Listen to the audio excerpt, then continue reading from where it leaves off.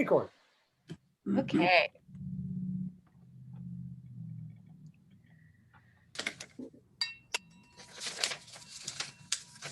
I'd like to call this meeting to order. Welcome to the Bloomington Rotary Club's weekly celebration of service for November 16th, 2020. I'm your current president, Ashley Wesley. Thank you for being here. Michael, please show our flag graphic for 15 seconds of respectful silence. We ask that you remain on mute and take this time to personally reflect.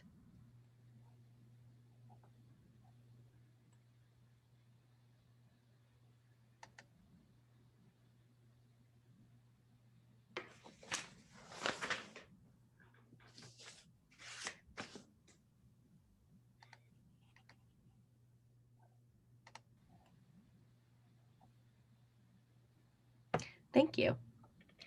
Now I'd like to introduce Connie Shikalis, who will be offering our reflection today.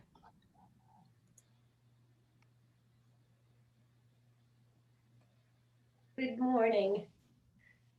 Thank you for allowing me to prepare the reflection today. I love November and transitions. Now we step onto the front porch and we can see the trees' boughs, birds and squirrels' nests, and neighbors' homes acres away, which we had forgotten were even there. Here are two poems about nature's transitions. The first is by Robert Browning. American composer Amy Beach wrote a wonderful song using these lyrics. That's for my next reflection. The second and much inferior poem is, of course, by me. I will end with a few measures of Mozart's Horn Quintet in E-flat. By Robert Browning, Ah, love, but a day. Ah, love, but a day, and the world has changed. The sun's away, and the bird estranged. The wind has dropped, and the sky's deranged. Summer has stopped. Look in my eyes, wilt thou change too? Should I fear surprise? Shall I find aught new in the old and dear, in the good and true? With the changing year, ah, love, but a day, and the world has changed. The second one is No November by me. No November, pretty thief, you came last night and slashed each leaf, leaving limbs like bones licked dry by hungry dogs afraid to die. You, our year's end's bitter tramp, who robins' warblings would revamp into a whipping whine of wind, which takes till April to rescind. But one thing sure my garden knows, you could not claim her last white rose.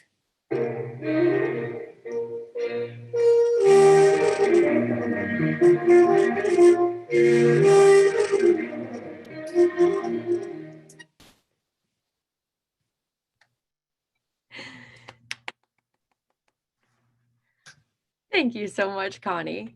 That was absolutely delightful. You're welcome. Thank you. Now I'd like to introduce a few guests we have with us today. Starting with L.A. Williams, thank you for joining us again. And Connie, you have a guest. Would you like to introduce your guest?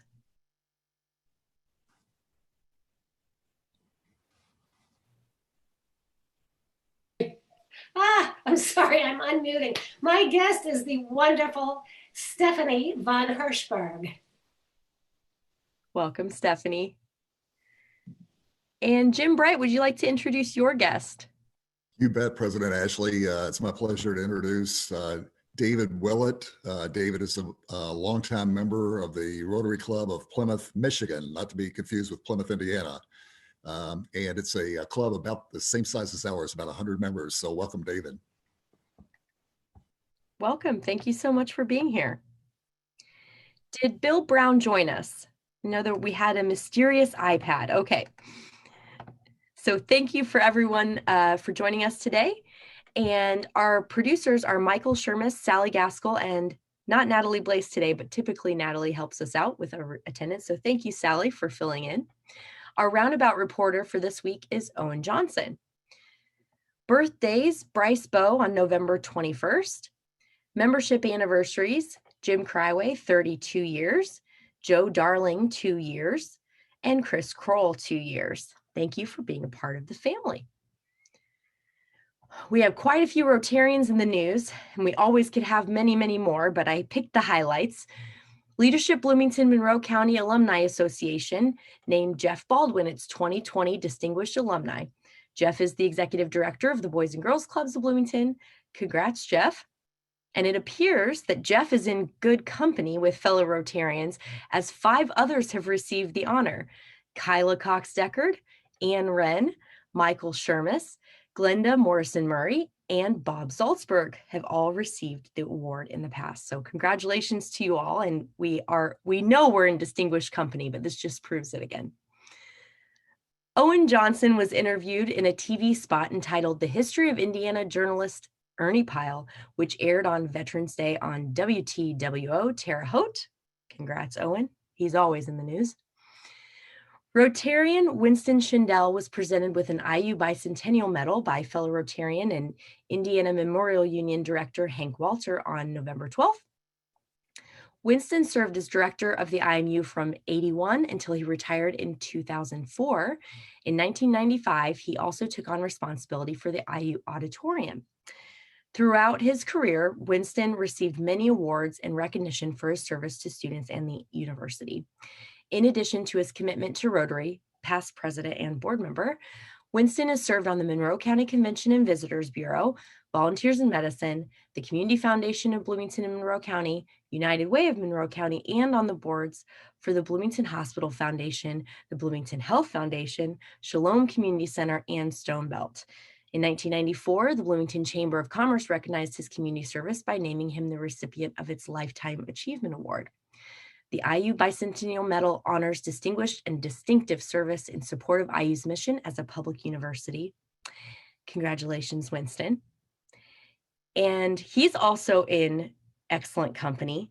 Rotarian Phil Eskew's wife, Ann Eskew, recently received the medal, along with Rotarians Judy Schroeder, Michael Wade, Jim Capshew, and Charlotte Zitlow. So we have quite the distinguished group, and that's just 2020, folks. I didn't go through all the rest of the year. So if you received the IU Bicentennial Medal, congratulations, and thank you for being a Rotarian. Now for a toast announcement from Sarah Laughlin.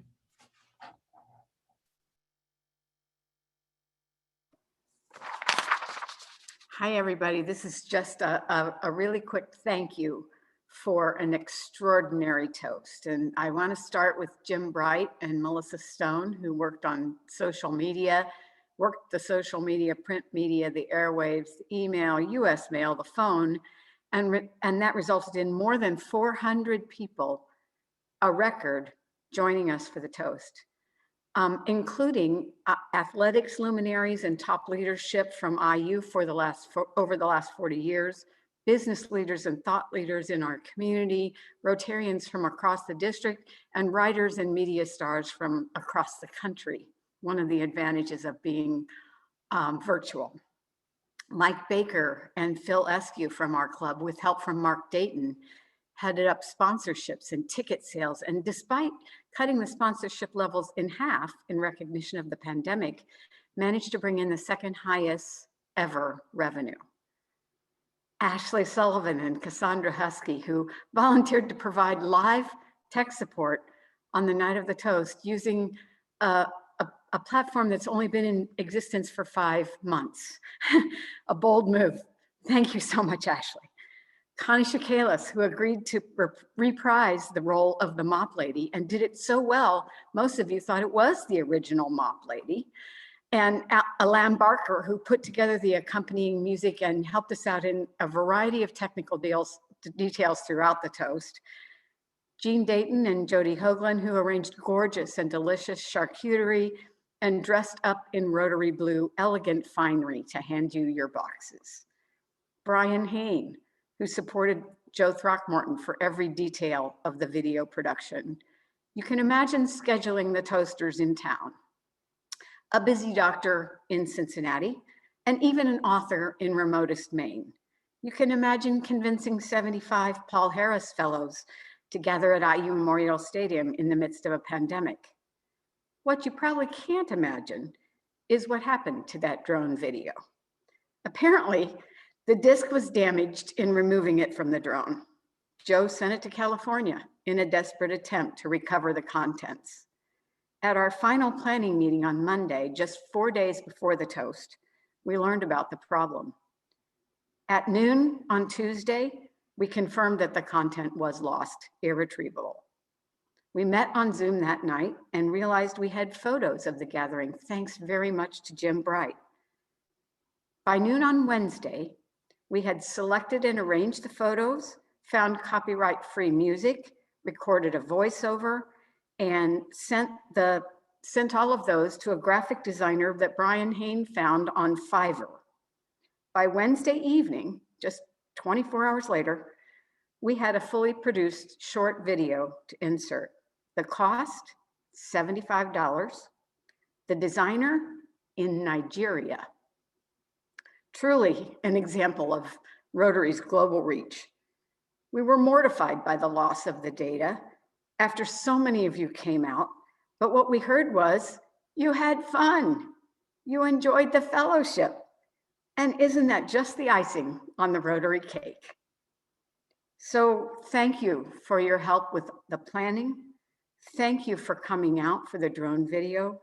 Thank you for sponsoring or purchasing a ticket. And if you did, you've received a YouTube link that you can watch again and again. We're still paying a few bills, waiting on some accounts receivable, so we don't have the exact amount yet. But we'll be presenting a big check to Hoosier Hills Food Bank on January 26th during the most hungry month at the food bank here at our club meeting. So I hope you'll be able to make it on the 26th and help us celebrate that final step in the 2020 toast. Thanks, Ashley. Thank you so much. And now we have a special treat. We get to reprise the Mop Lady video. Get to see it once again.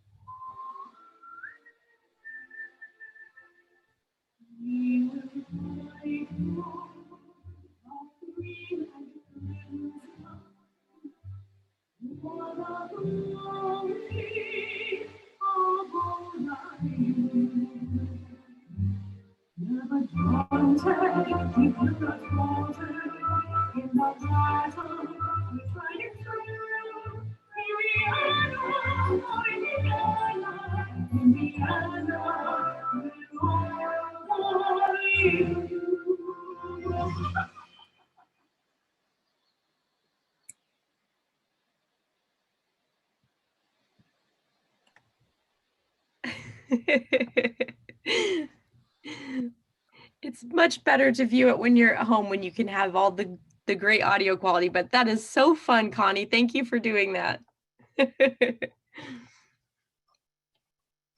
Okay, we have another announcement here. We are moving to a new Zoom link. So make sure to check your email before next week's meeting. You'll be receiving the link in an email from Jim Bright. It'll also be in the roundabout, but we're moving to a new Zoom link and nothing else will change. You'll still have the same experience when you come here. We'll still have breakout rooms, but don't go back to an old email to access the Zoom link for us. We moved to a new account, so please look out for that. And we will have someone hanging out in this room in case you go to the wrong place. We'll redirect you to the right place next week. So make sure that you check your email and get the most current link. Now we have an announcement from Hank Heichema. Hank? Thank you, Ashley. This morning I sent condolences to Mr. Guitar from the Rotary Club Gombe. Let me give you some background. Many of you will remember that since 2013, we have had a relationship with the Rotary Club in Kinshasa, the Rotary Club Gombe, with which we carried out an international project called Education Matters. One of the leading people in Rotary Club Gombe was an engineer called Mr. Guitar. He was the one who oversaw renovations at the school that we were supporting, during several years. We installed a water system, we renovated classrooms, we created a community garden, etc.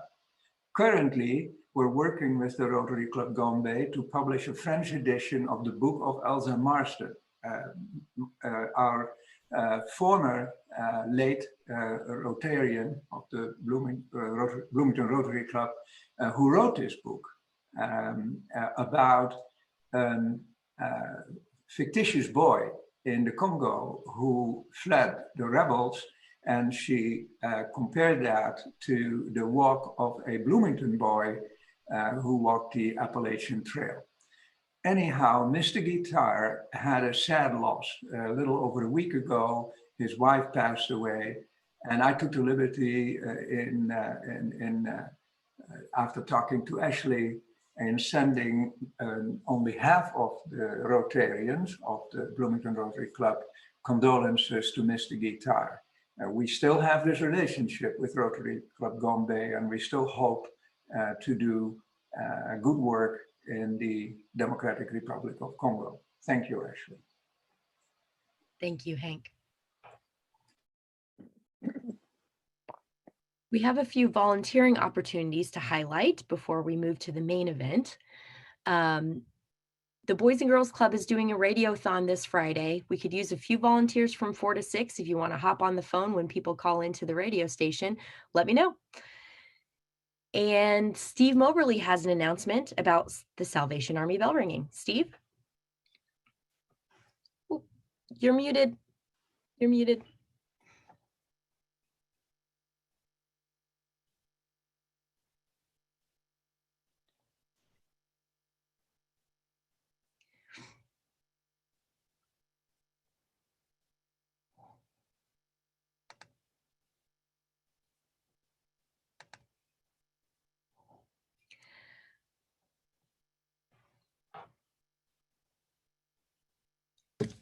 There. There, we got it. Great. I'm sorry. This is my wife's computer. Our Rotary Club has had a long tradition of ringing the bells for the Bloomington Salvation Army every winter to raise funds to help needy children in our community, and there are many this year especially, to receive some warm clothing and some toys at Christmas. The need is really great because there are so many parents who are unemployed and laid off due to the pandemic. President Ashley, who also chairs our Community Service Committee, has authorized our participation in this endeavor again this year, and I'm pleased to help. And Glenda Murray has set up the sign up on Sign Up Genius as she has done the last several years, and I thank Glenda for her help. We will ring on 4 Saturdays, starting Saturday, November 28th, and concluding on Saturday, December 19th. There will be 4 one-hour shifts, 10 a.m. to 11 a.m., 11 a.m. to 12 noon, 12 noon to 1 p.m., and 1 p.m. to 2 p.m. 2 Rotarians per shift. We will be inside the cart lobby, high and dry, 3 Saturdays at Kroger East and 1 Saturday at Kroger South. Natalie recently sent out the link for people to sign up on Sign Up Genius, and thanks to the following Rotarians who have already joined me and signed up. Owen Johnson, our first sign up, Jim Bright, Art Omick, Tina Swanson, Joe King, Sarah Laughlin, 2 shifts, bless her, Steve Engel, Jerry Patrick and Marietti, and Jeff Baldwin, 2 shifts. We need more ringers. The shifts on November 28th and December 5th are almost filled up, but we need more ringers on December 12th and December 19th. The link will be in this week's roundabout. Please sign up or just email or call me and I will sign you up. Thank you. Thank you, Steve. It's always a lot of fun, so be sure to sign up and offer your time this holiday season. We have one more opportunity that we really need volunteers to fill backpacks for our United Way Day of Literacy. district grant. So December 2nd, 3rd, and 4th, we're assembling backpacks. We only have 5 volunteers signed up so far, so we need lots more of you to fill in the gaps.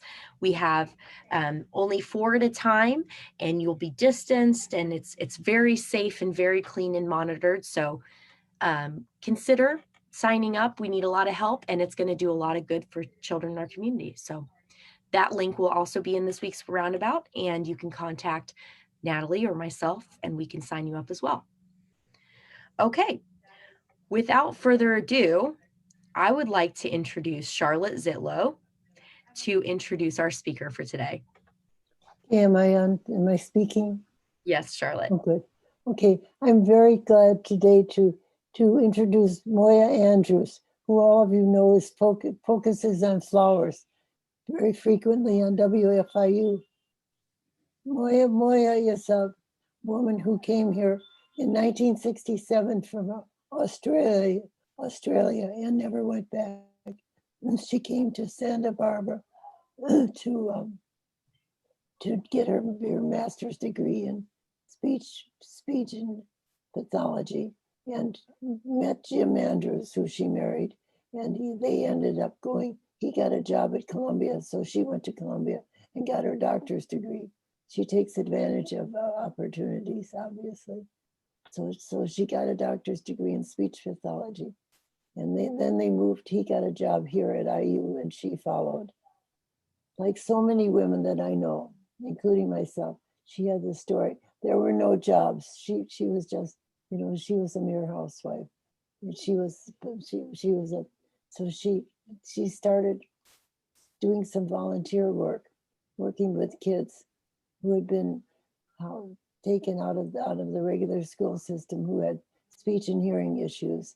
And she started teaching them at IU, on the IU campus, and was so successful at that it was noticed that she ended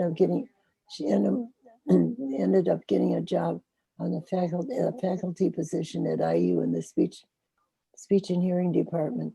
And on the way there, however, she had one very, very momentous experience, which was teaching Michael Shermas, working with Michael Shermas. And I don't know the details of that. He can reveal them as he sees fit. But anyway, she doesn't deny it, and he doesn't deny it, so it had to be good. And then in the 70s as well, I ran for Congress, and somebody said to me, or Moya called me and said, I could offer you some help in giving a speech. So she could do that today too, as a matter of fact. But she volunteered to be my coach when I ran for Congress. She said I talked too much like a cookie salesman. And she made me raise my head and not look so, I guess, cookie lady-ish. So she's really good, and she meets people where they are. So she taught in the speech department, but she was not very happy in her job. So she would go home and do work out of her home, so she could get away from her office. And when she was home, she thought, well, I might as well start a garden. And she did. And so now she's our garden lady, the lady with a wonderful voice from Australia, and who knows how to speak, and also how to focus on flowers. Moya Andrews.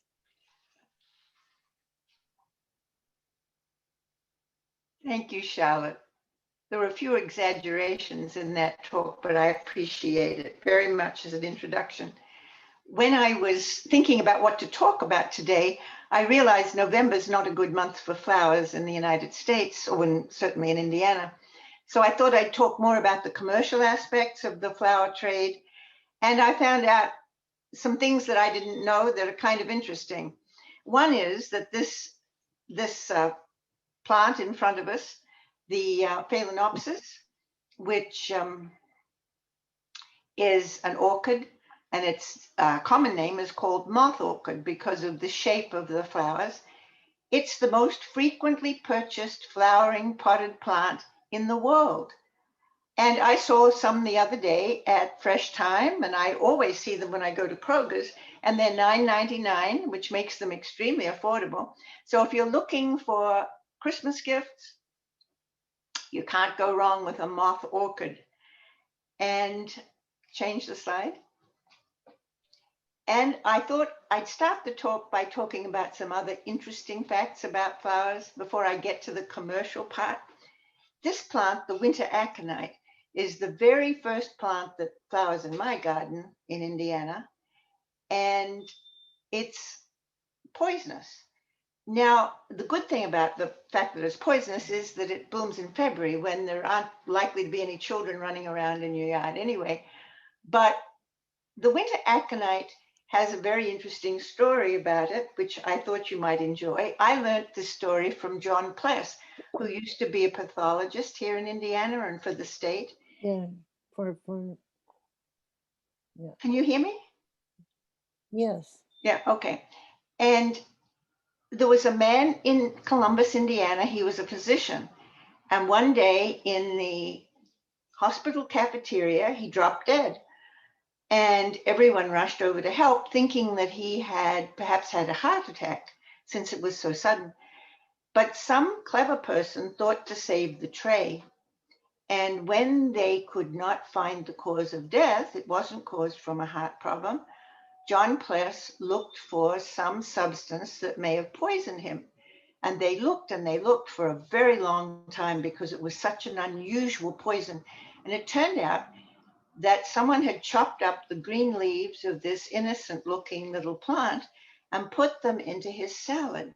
Now, John never told me who did it or what the rest of the story was, but I have never forgotten the story. And every time I look at this little plant in February, I think about how it caused the untimely death of someone right here in Indiana. Change your slide. Another interesting plant that has an interesting story is the vitex or chaste tree. I have one in my yard, and it's not really a tree. It's like a big shrub. It grows about 5 feet, and it has very pretty flowers and very nice foliage, and it's deer resistant, very adaptable in our gardens. You see, Indiana gardens have huge challenges. We have extremely hot summers and extremely cold winters sometimes, not as much as we used to, but we do have still very cold temperatures in the winter. And so any plant that does well in our garden has to be very versatile. And we also have that very hard clay soil, which has the advantage of keeping moisture down deep in the soil so that something with a really deep root can access the moisture even in very dry weather. But most of the time, things with short roots suffer if they're not watered constantly during our very hot, dry summers. But anyway, this is a plant that copes with all of that and has no significant pests. The deer don't like it because there's a kind of astringent smell to the leaves, not unpleasant, but something that turns deer off. And the part that always amuses me is that medieval monks chewed the leaves of this vitex plant, thus the name chaste tree, to quell their sexual urges. It wasn't an aphrodisiac. It was something that they hoped would quell their sexual urges. So that plant always amuses me when I see it in my yard, but I also love it because it becomes a nice cut flower when it blooms late in the summer, and it dies to the ground in the winter, but it always comes back. Change slide. Today I'm going to talk more about the industry that supports the cut flower trade. It's a $50 billion per year industry. And it came to pass because of a chance happening. A man called David Cheever in 1967 was enrolled in a botany class at Colorado State University. And he wrote a term paper on how you could make a successful cut flower trade. And his research showed him that countries near to the equator are very good climates especially the countries where there are high altitudes. And if you grow flowers there, you can grow flowers 24 hours a day, year round.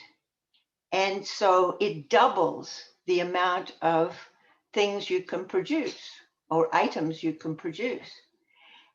And 2 years later, this David Cheever got together with a couple of his friends, and they all put in enough money to make $100,000, and they built the first greenhouses in Colombia. And that was the beginning of this multi-billion-dollar industry. They produce many more plants and flowers, of course, because of being able to do it year round. And now the states in the United States, such as California, Washington, and Oregon, which used to produce most of the cut flowers for the American trade, only produce at the very most about 20% of our cut flowers. The rest of our cut flowers are imported from South America. And the flowers, the cut flowers that come in are duty-free. In early 1900s, the government was really worried about the opium imports into the United States. And they thought that if they could introduce more cut flowers and have people produce more flowers instead of opium, that they might be able to reduce the amount of opium that was coming into the United States. Alas, it didn't work, because the opium trade continues to this day. But the countries, Colombia, which produces the most flowers for the United States, Ecuador, Peru, and Bolivia, are able to export their flowers without any duty. The fact that the flowers can be harvested year round is absolutely crucial to the success of the industry. The other very important fact is that aeronautics increased tremendously during the 20th century. We got bigger planes, we got faster planes. And so now it's 3 hours from South America to the Miami airport, which is the biggest port of entry for the cut flower trade. The climate around the equator at countries where there is high altitude means that the climate is not too hot, but there is plenty of light and good climate 24 hours a day. And it's made it possible also to use cheap labor, so that although much has been done to improve the conditions of the people that are working in the industry in these countries, the cost of labor there is significantly less still, even though nowadays they're given more benefits than they used to be given, much cheaper than if people were being paid in California, Washington, or Oregon. So that the cut flower trade is a huge part of our economy. And most of that comes from South America. Next slide.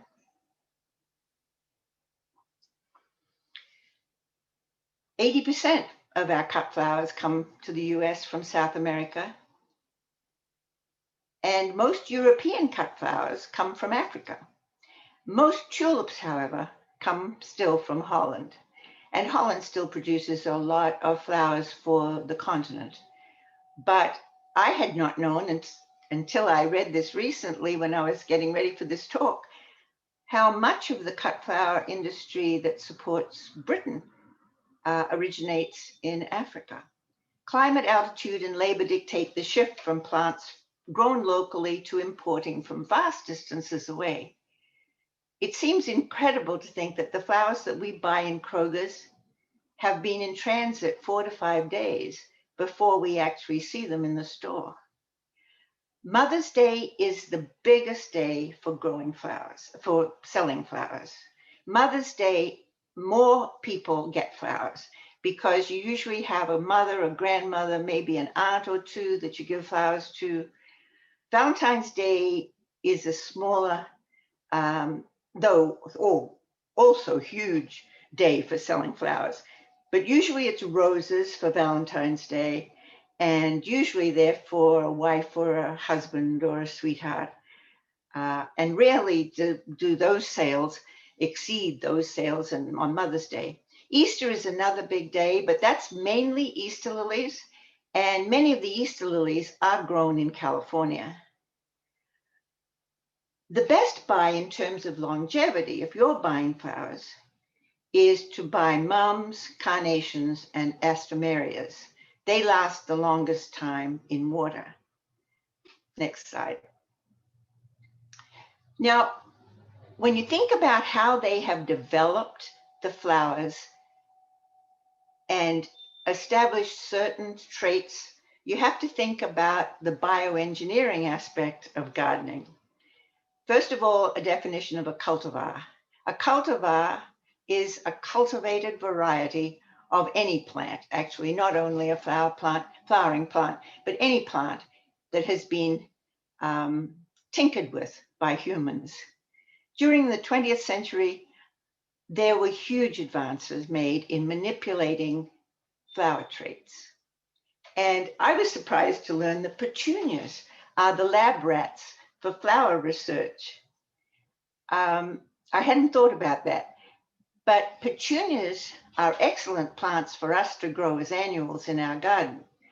And petunias are a very good example of patenting.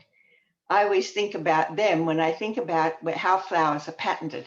It wasn't until the late 1900s that the United States allowed flower growers and plant producers to patent the new varieties that they were able to engineer. And wave petunias, which many of you will be familiar with, wave petunias were one of the very first plants to be patented, and their patent now has run out. Nowadays, patents are usually 20 years long, and after 20 years, the person that engineered the variety no longer gets any money from sales. So that wave petunias are no longer patented, but they're still excellent. And the thing that is unusual about the wave petunia is that they're the first petunia that plant scientists were able to produce that do not need to be deadheaded. You know, most times in the olden days, when you grew older varieties of petunias, you had to pick off the flower that had died in order for the plant to get the signal that they were to produce new flowers. But once they developed the wave petunia, it was possible for us not to have to deadhead them in order for them to keep blooming. And that's why wave petunias are very, very special. And we all bought wave petunias for years, but now their patent has lapsed. And a lot more new varieties of petunias are the ones that we see and often buy in the greenhouses in the spring. Now, I'd like to say I think we're probably better off continuing to buy wave petunias because they're cheaper, because their patent has already lapsed. But also, they're tried and true. And because they are such good plants in terms of their traits, they are used as the plants very often when people are trying to develop new traits in other types of flowers. They will try it out first on the wave petunia. Now, one thing that's very important is ethylene gaseous hormone. It's a hormone, but it's called ethanol. And it's the substance that has to be reduced in order to create a longer lasting cut flower. And other traits are affected also by this particular hormone. Shelf life is most important, of course, if you're going to be transporting flowers a long distance. In the 20th century, an ethyl block was introduced, which made it possible for flowers to be bred that controlled for the level of ethylene, which made it possible then for flowers to be shipped long distances because their shelf life could be increased. It can also be controlled using temperatures below 35 degrees, so that if you've got plants in a cold refrigerated state, they're going to last longer because their ethylene levels will be less. And that, again, is an important characteristic that we need to think about when we think about the fact that by lowering the amount of ethylene in the flowers, the plant engineers have also made it possible for the flowers to be kept at low temperatures when they're transported from countries like South America to the United States. When they're first picked, they're put into water, but pretty much soon after that, the flowers are all refrigerated. And that's what makes it possible for them to last 4 or 5 days before we buy them at Kroger's. Scent, however, is a characteristic that's been sacrificed in the cultivation and development of other traits that we think are important for the cut flowers. Researchers also manipulate exposure to light and the amount of chilling temperatures, and this also relates to the fact that in South America, in the Andes in particular, where you get high altitudes, you get cooler days, so the greenhouses don't need to use so much air conditioning. They can open the greenhouses at night and even during the day in the countries where there are high altitudes and keep the flowers cool and at a comfortable temperature pretty much year round. Next slide. It's not at all pretty to see the way they grow the cut flowers. I remember when I was in California seeing fields and fields of cut flowers at Lompoc, for instance. They would have fields of them, and they were so pretty growing all outdoors. They don't grow outdoors in South America. They grow in these hastily constructed, fairly cheap greenhouses. But they do have bug screens on all the vents, which prevents the problem of bugs making holes in your flowers.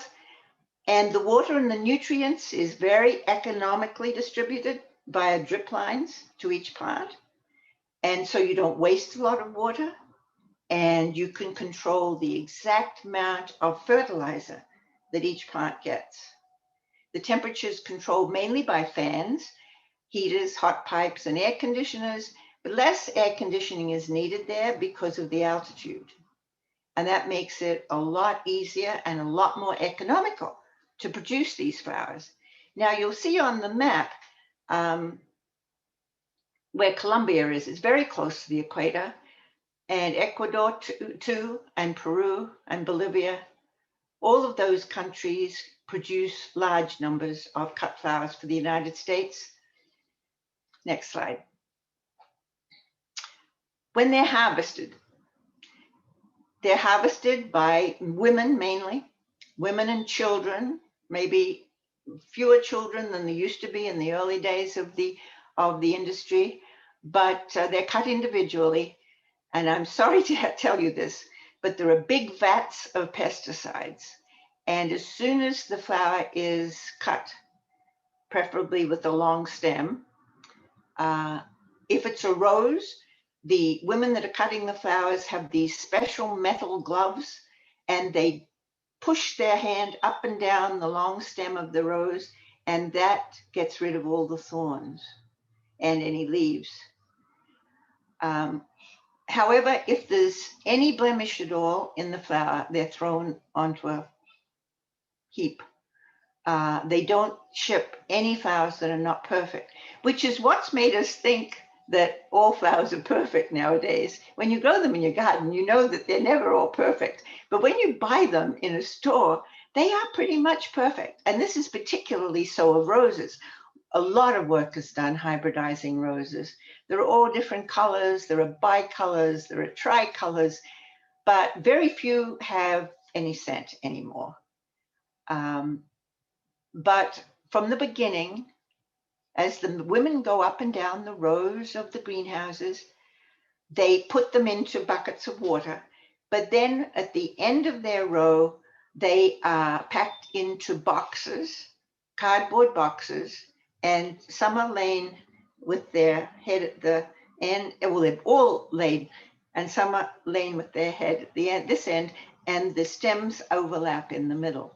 and then tissue paper is put on them and the box is closed, and they're kept in the dark in coolers until the refrigerated trucks arrive.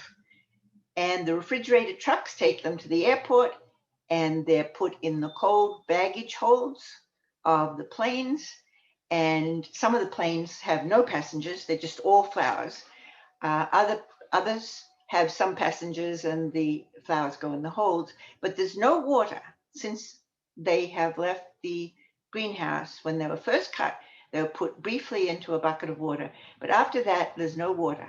It's all refrigeration. 4 to 5 days after cutting, they reach their destination. Now, these cut flowers mainly go through Miami, but there are other ports of entry. For example, New York and Boston, and sometimes Denver, sometimes Dallas, but the majority of them go through Miami. And Miami's a very hot place, so that they have to be very careful that they don't stand on the runway for very long at the time that they're unloaded. They're inspected by inspectors from Homeland Security, and they also inspect food and other things that are imported. But the interesting thing is that if there are any insects or any mold, even the tiniest piece of mold, the whole shipment is destroyed, because the United States does not want any mold from South America or any bugs from South America. But ironically, unlike food inspection, flowers are never tested for pesticides.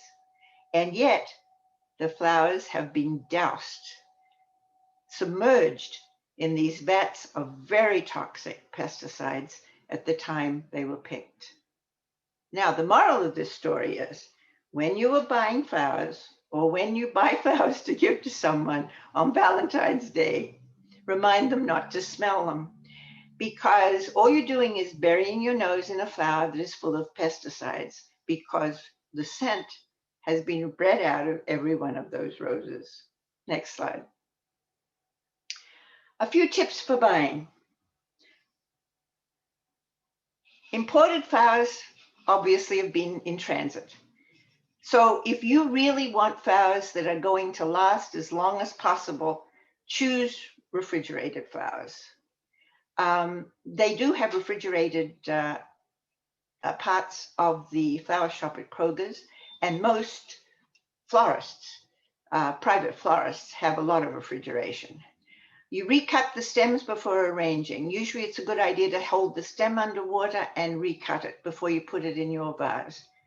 Ensure there's no greenery underwater, because that will rot. And we know from marigolds from our own garden, the smell of rotting foliage that's been in water for a few days is not pleasant.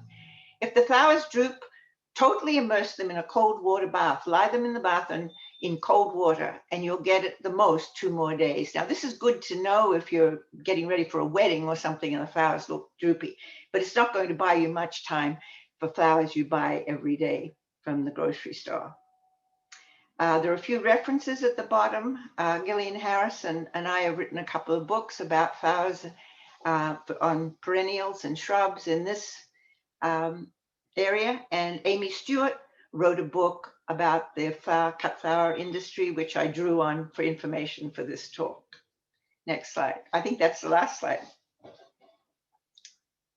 Yes, it is the last slide. So, questions?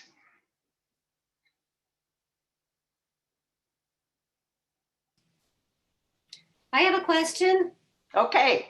Oh, Moya, that was fabulous. I loved every second of it. My question is that I noticed when I lived in New York that in the winter, in the dead of winter, was it pansies? I guess it's pansies were growing every year. How can that be? Well, the plants, actually, a lot of those pansies come from California. Most of the plants that we buy now are grown in the United States. It's just the cut flowers that come from South America mainly. But seasonal things like pansies, which are always a sign of spring, are grown by the growers in California, and the plants are shipped all over the United States. And they're programmed according to when the plant was started and the temperature that it's been exposed and the light that's been exposed to, they know exactly how much light and how many days it needs before the flowers will set buds. And so they ship them when the buds are set. And by the time you buy them in the warmth of a store, they have come out of the cold refrigerated areas that they were kept in, and they're in a warm florist shop or grocery store, and they're just ready for the buds to open. And so they do. It's a science. The timing of when the buds are set, when the buds will open, the temperatures that they're exposed to dictate a lot of the sequence. Thank you. You're welcome. I have a question. Thank you, Moya. This is Martha Wales. And I don't have a picture, which is good. No, I'm looking for you and I can't find you. Yeah. Is there a way to tell when you go into a flower store, which are the roses? Let's say we're coming up to Valentine's Day. Which are the roses that are older than the other roses? I mean, so some of them are 4 to 5 days, some of them maybe 8 to 9. That's right, exactly. You may be buying them right at the end of their life. Well, there's one thing you can do. I always ask in Kroger's, when did this shipment come in? Oh. Or when do you expect roses to come in next? For example, if I'm doing an arrangement for the garden walk, I order them ahead of time and I say, what day do your flowers come in? Because that tells me that they're going to be as fresh as I can possibly get them in that particular store. So ask when their flower shipments come, and also look at how much the rose is opened. They're picked in the bud, so they're just starting to open. And so the more open the flower is, the older it is in the case of roses. And that's pretty much all you can do, Martha, I think. Okay, thank you. I have a question. This is Leslie Green. I have a comment too, that when I was first starting gardening, maybe, I don't know, 15 years or more ago, I drove to your house and you were in your yard and you showed me all around and told me about all the flowers, and it was such an inspiration. I still drive by your house every year just to see, and I don't live in Bloomington. I make a point to come by your house. My question is, what about the florists? Are they in danger or at risk if they're dealing with these flowers that have so much pesticides on them, or is there protection they take? You know, I don't know the answer to that, Leslie. I would think that they probably have to wash their hands after they've dealt with these things, but I don't know whether there's anything in the Florist Association that warns them about untoward risks. But it's a good question. It's a very good question. Moya, Judy Yes. Schroeder here. Can you tell us how to make poinsettias last the longest? We're coming up on poinsettia time. Well, it's the same kind of thing. I mean, they're grown a long way away. And again, I'd ask when this shipment came in. And usually they're programmed so that they last at least through Christmas. You know, the way they breed them, they know they've got, it's a commodity that has to last through Christmas. And then I think it's just luck whether you get one that drops its leaves quickly after Christmas or the flowers droop later. But I think the poinsettias are much more durable than things like roses. They have, since those what look like red petals are really their leaves, leaves don't drop as quickly as petals do. So I think you get a lot more for your money out of poinsettias because the actual flower are those little knobbly things in the middle of the red, what we think of as petals.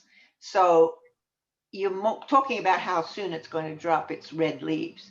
And so I think you're safe with the poinsettia, that you're going to get your money's worth out of it in terms of length of time. And then do you just throw it out? I throw mine out. I used to throw them out. I used to try to keep them, but it's a question of the light. You know, when we don't have a controlled situation like in a greenhouse where they can adjust the length of light. Poinsettias grew in my mother's garden in Australia, which was in the north of Australia, so it was in the tropics. And they were tall, rangy things. They were plants this high. And they had very small and not very showy petals. And so when I saw the poinsettias that had been engineered by the plant scientists in this country, I was just overwhelmed at how big the flowers were and how long they lasted and how showy they were, and all the different colors, the pinks and the whites, they've all been bred because there are no pink or white ones that grow wild. And so that's a plant that has been biogenetically engineered a great deal. And I think longevity has been bred into it very well. So I think you are going to get your money's worth if you buy either a Phalaenopsis orchid or a red poinsettia. I think both of those plants are pretty good in terms of the length of time they'll give you for your money. Thank you so much, Moya. Will you be able to stay after for a few more minutes for a few more questions? I will, and thank you, Ashley. I've enjoyed this opportunity to talk to this group. Many faces I recognize. Wonderful. And Wonderful. thank you, Michael, for all your help. In honor of your presentation today, we'll be giving a donation to Amethyst House. So thank you for being here. Thank you. Sally, would you tell us about next week's program, please? Yes, next week we get to hear from Betsy Steerett, who's a brilliant artist. She's a painter and the longtime director of the Grunwald Gallery of Art at IU. Her talk is called Natural Histories, so don't miss it. Thank you so much. Michael, share the four-way test graphic so we can say that together and close our meeting today. Of the things we think, say, and do. First, truth. Is it the truth?